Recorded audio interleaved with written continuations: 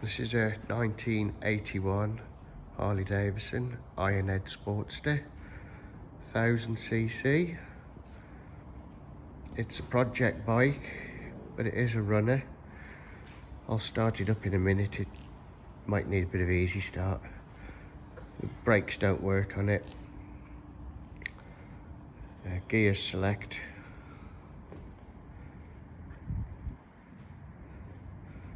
Quite an interesting looking bike for a project.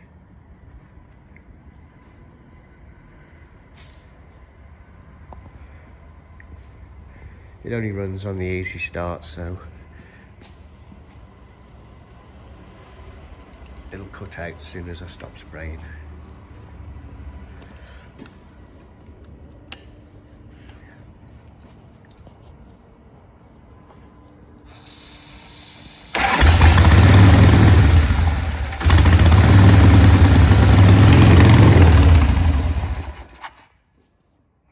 That's all I've done to it.